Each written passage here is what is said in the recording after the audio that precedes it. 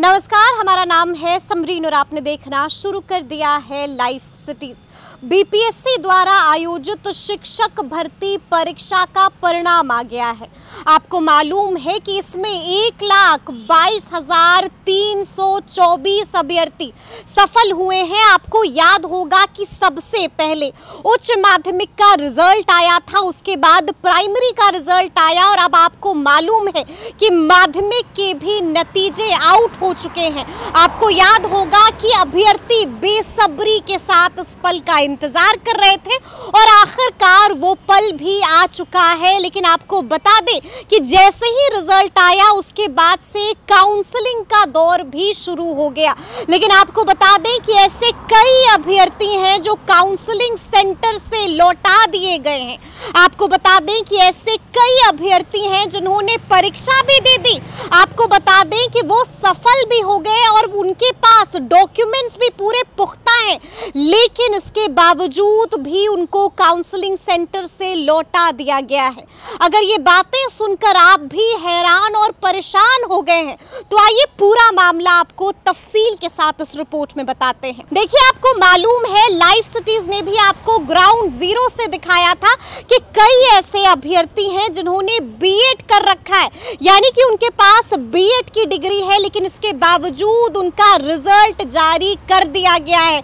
आपको मालूम है कि जब से सुप्रीम कोर्ट ने यह आदेश दिया था, 11 अगस्त यही वो तारीख है जब सुप्रीम कोर्ट ने साफ साफ कह दिया था कि कक्षा 1 से 5 के बीएड डिग्री वाले शिक्षक नहीं बन सकते हैं।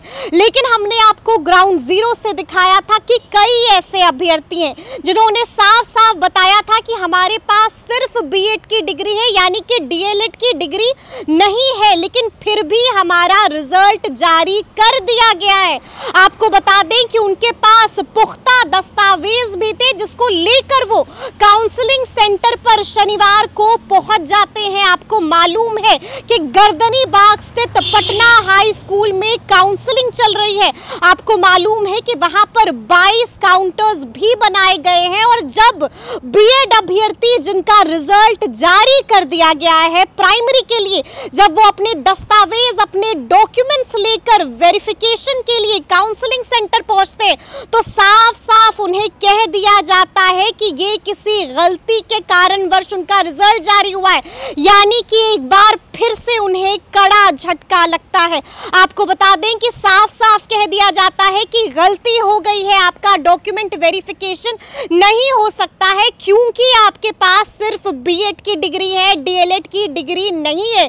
जिसके बाद बीएड अभ्यर्थियों को वहां से लौटा दिया जाता है।